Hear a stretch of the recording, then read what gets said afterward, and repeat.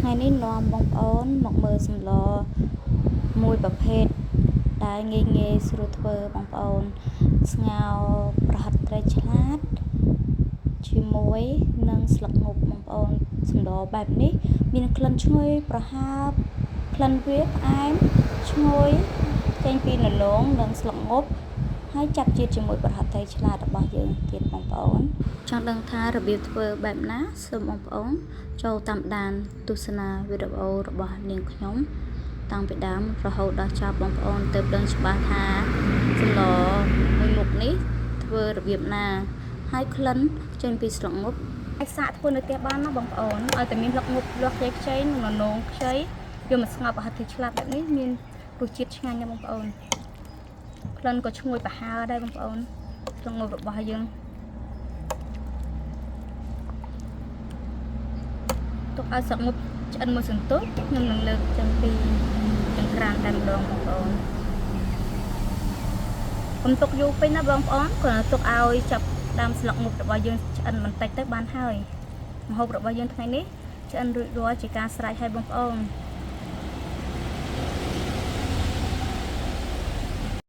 សម្លរបស់យើងបានឆ្អិនរួចរាល់ហើយ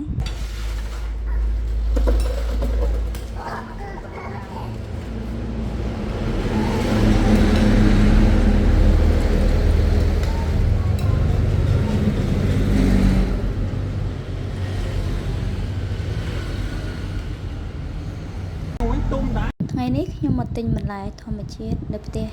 យាយជាប់របងផ្ទះរបស់ខ្ញុំហើយនៅផ្ទះយាយមានខ្នុរផ្លែច្រើនណាតម្លៃផ្ទះគាត់ផ្លែច្រើនគាត់ដាំយកទៅលក់ហើយក៏មានផ្លែននោងខ្ចីដែរខ្ញុំទិញបាន3ផ្លែនាំបងប្អូនមកទស្សនាទេសភាពនៅផ្ទះគាត់ហើយទ្រើងត្រឡាចនិងទ្រើងននោងដែលគាត់បានដាំគាត់ដាំលក់បងប្អូនខ្ញុំទៅចែកគាត់ឲ្យបានននោង3ផ្លែនិងត្រឡាចមកវិញធម្មជាតិមាន់កកផ្ទះខ្ញុំបងប្អូនហើយនេះនៅខាងក្រោយផ្ទះខ្ញុំបងប្អូនមាន់ទៅសតតែកកនឹងមួយទេអស់មាន់ឥឡូវថ្ងៃបងប្អូនក្រូចសើចផ្ទះខ្ញុំដើមដំបងបងប្អូនទើបផ្លែបានមួយចំកោមធំនេះទេបងប្អូននេះផ្លែធំល្អណាក្រូចសើចធ្វើឲ្យបងប្អូនមើលផ្ទះខ្ញុំមិនមានតែក្រូចសើចទេបងប្អូនក្រូចពោធិ៍សាត់ក៏មានដែរផ្លែធំណាស់ក៏ឆ្នាំទៅផ្លែច្រើនឆ្នាំនេះផ្លែបានតិចណាស់បងប្អូនដោយសារតែប្តីខ្ញុំគាត់កាប់មែកនេះក្រូចពោធិ៍សាត់បងប្អូន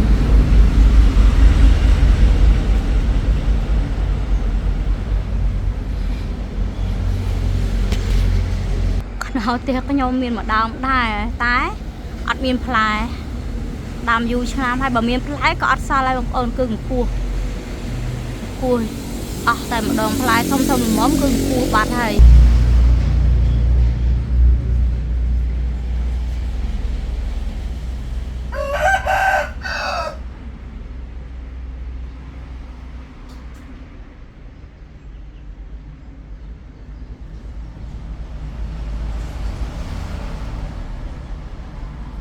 សួស្តីបងប្អូនទាំងគ្នាថ្ងៃនេះខ្ញុំស្ងោរប្រហិតត្រីឆ្លាត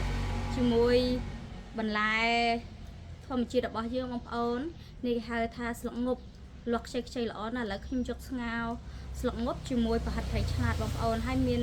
ននោងខ្ចីដែរបងប្អូនននោងនេះយើងធ្វើការកោសវាដើម្បីស្ងោរជាមួយ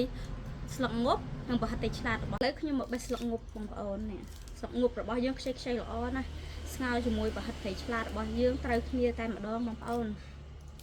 ស្លឹកងប់នេះស្លឹកងប់ធម្មជាតិយាយគាត់នៅក្នុងភូមិគាត់បេះយកមកលក់ឲ្យនាងខ្ញុំមានមកអញ្ចឹងគាត់បេះលក់តាមភូមិអញ្ចឹងទៅហើយយើងឃើញគាត់ដើរលក់អញ្ចឹងយើងទិញគាត់ទៅណាបងប្អូននៅក្នុងភូមិធម្មជាតិបន្លែ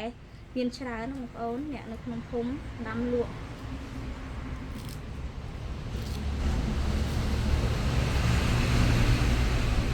លើខ្ញុំធ្វើការបេះស្លឹកងប់បន្តទៀតបងប្អូនបេះតតែអស់ស្លឹកងប់ទើបខ្ញុំយកទៅស្ងោរ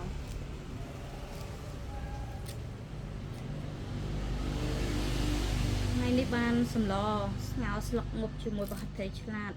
ជាតិណាបងប្អូន កូនខ្ញុំនឹងហូបបាយច្រើនទៀតហើយឲ្យតែបានសឡ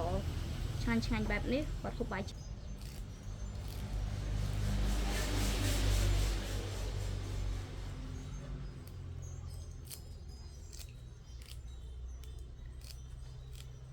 កមុខរបស់យើងខ្ចីទេបងប្អូនបើតាមយោបល់ខ្ញុំទឹកមុខនេះខ្ចីល្អណាស់បងប្អូនស្ងោរជាមួយប្រហិតតែឆ្លាតផ្អែមឆ្ងាញ់តែម្ដងបងប្អូនស្លឹកមុខយើងបូតបែបនេះមកបងប្អូននេះយើងស្លទៅឥ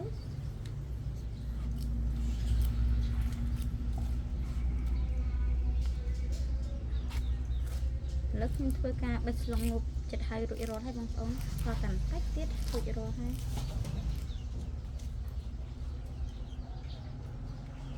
រួចរាល់ហើយបងប្អូន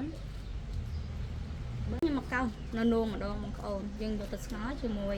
នឹងស្លឹកមុខរបស់យើងនៅនោមខ្ចីបែបនេះយើងកោសចឹងមកបងប្អូនកុំចិត្តទៅចិត្តទៅអស់ជាតិឲ្យបងប្អូនយើងខាងបែបនេះទៅពេលស្ងោរទៅមានក្លិនឈ្ងុយឈ្ងុកចេញពីផ្លែនៅនោមរបស់យើងខ្ញុំធ្វើការកោសបែបនេះបងប្អូន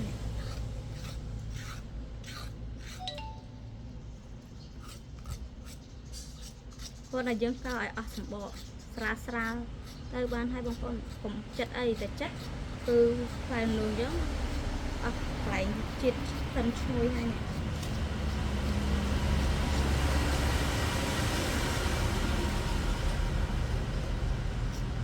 ហើយណាសម្បករឿងក្រាស់យើងចិត្តវាបន្តិចបន្តួចមក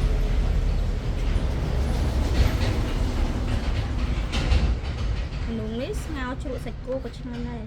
បងប្អូនព្រោះអីខ្ចីអញ្ចឹង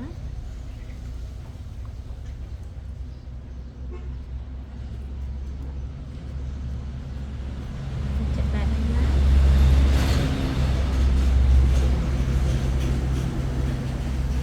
ឥឡូវខ្ញុំមកលាងស្លឹកមុខបងប្អូនឥឡូវខ្ញុំមកធ្វើការលាងស្លឹកមុខខ្ញុំដាក់ស្លឹកមុខចូលក្នុងទឹកហើយខ្ញុំលាងសម្អាតដើម្បីយើងរៀបយកទៅស្ល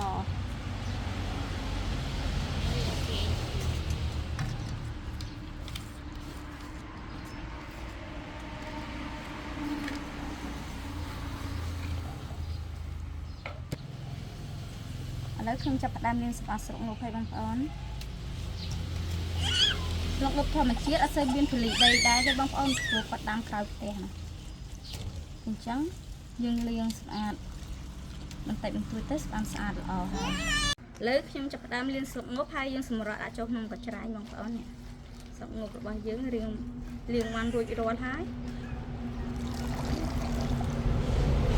ហើយដើម្បីយើងយកទៅស្ងោរ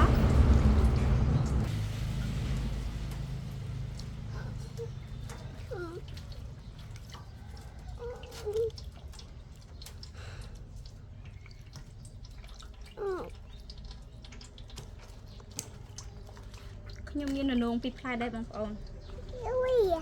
បន្លែរបស់យើងมันលាងបានរួចរាល់ហើយរបស់យើងมันពុះហើយបងប្អូនអញ្ចឹងខ្ញុំចាប់ផ្ដើមបង់គ្រឿងឲ្យបងប្អូនឥឡូវខ្ញុំចាប់ផ្ដើមបង់រ៉ូឌីបងប្អូនខ្ញុំបង់រ៉ូឌីមួយស្លាបព្រាបាយកន្លះបងប្អូនខ្ញុំបង់បែបនេះហើយដើម្បីយើងតិចទៀតខ្ញុំដាក់ប្រហិតឆ្លាតចូលបងប្អូនហើយខ្ញុំដាក់ប្រេងខ្យងបន្តិចចូលដែរបងប្អូន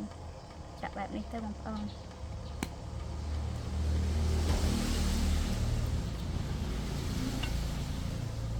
ខ្ញុំប្រើទឹកត្រីបន្តិចបងប្អូន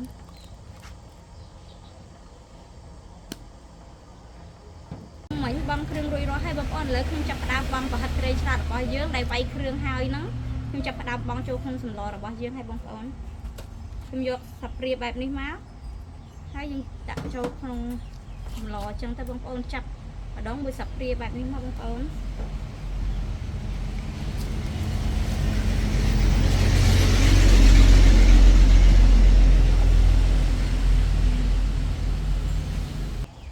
យើងចាប់ប្រហិតត្រីឆ្លាតបែបនេះមកបងប្អូនតើទឹកពុះទើបយើងបង់ប្រហិតត្រីឆ្លាតបានបងប្អូនព្រោះតែទឹកអត់ពុះបង់ទៅធ្វើឲ្យសម្លរបស់យើងគឺមានក្លិនឆ្អាបចេញពីប្រហិតត្រីយើងបងប្អូន ចាប់ម្ដងមួយស្លាបព្រាបបែបនេះមកខ្ញុំចាប់ដុំប្រហិតបែបនេះមកបងប្អូនប្រហិតនេះខ្ញុំបានវាយគ្រឿងរួចរាល់ហើយណាបងប្អូនខ្ញុំដាក់គ្រឿងក្រូវរួចរាល់ហើយទើបខ្ញុំយកមកចាប់ទៅជាដុំប្រហិតដាក់ក្នុងសម្លឥឡូវប្រហិតរបស់យើងបានរួចរាល់ហើយបងប្អូនខ្ញុំបានបង់ចូលក្នុងសម្លរួចរាល់ហើយឥឡូវខ្ញុំកូរវាបន្តិចហើយខ្ញុំបិទកម្របចាំប្រហិតយើងឆ្អិនខ្ញុំនឹងបាក់បន្លែចូលបន្តទៀតបងប្អូនឥឡូវទឹកសម្លយើងបានពុះហើយបងប្អូនប្រហិតត្រីរបស់យើងក៏បានឆ្អិនដែរហើយខ្ញុំបាំងននងដើម្បីឲ្យឆ្អិនបងប្អូនពេលននងរបស់យើងឆ្អិនបាន 50% ខ្ញុំចាប់ផ្ដើមបង់ស្លឹកងប់តែម្ដងបងប្អូនព្រោះស្លឹកងប់យើងបង់ក្រោយគេដោយសារតែស្លឹកងប់ឆាប់ឆ្អិនបងប្អូនបងតាមសន្ទុះឆ្អិនហើយអញ្ចឹងខ្ញុំបង់ននងសិនពេលននងយើងឆ្អិនបាន 50% ខ្ញុំចាប់ផ្ដើមបង់ស្លឹកងប់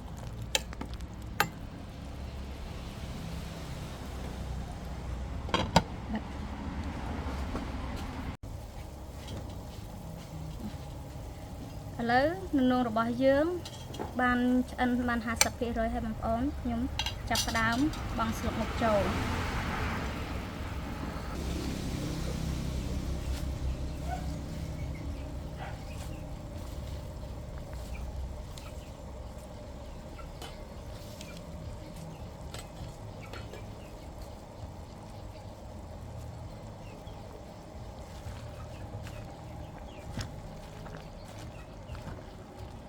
បងតែបង់ស្លឹកងប់ចូលភ្លាមបងប្អូនក្លិនឈ្ងុយចេញពីស្លឹកងប់និងបន្លែននងរបស់យើងពួកអមហូបរបស់យើងថ្ងៃនេះឆ្ងាញ់ណាស់បងប្អូនអាចសាកធ្វើនៅផ្ទះបានណាបងប្អូនឲ្យតែមានស្លឹកងប់លាស់ខ្ចីនិងនងខ្ចីយកមកស្ងោរប្រហិតធ្វើឆ្លាតបែបនេះមានរសជាតិឆ្ងាញ់ណាស់បងប្អូនក្លិនក៏ឈ្ងុយប្រហើរដែរបងប្អូនស្លឹកងប់របស់យើងទុកឲ្យស្លឹកងប់ឆ្អិនមួយសន្ទុះខ្ញុំនឹងលើកចេញពីចង្ក្រានតែម្ដងបងប្អូនខ្ញុំទុកយូរពេកណាបងប្អូនគ្រាន់តែទុកឲ្យចាប់ដើមស្លឹកងប់របស់យើងឆ្អិនបន្តិចទៅបានហើយម្ហូបរបស់យើងថ្ងៃនេះឆ្អិនរួចរាល់ជាការស្រេចហើយបងប្អូន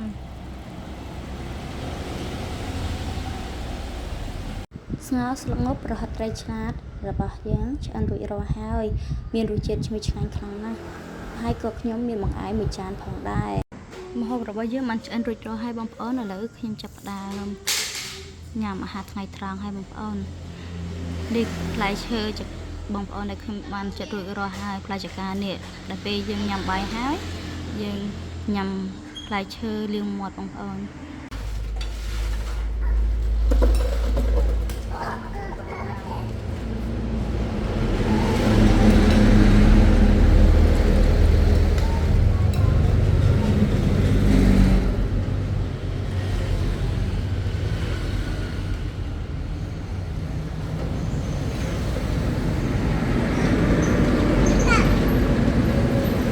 គ្រួសារនឹងខ្ញុំប្រាប់ថាថ្ងៃនេះបានម្ហូបឆ្ងាញ់ដោយសារតែ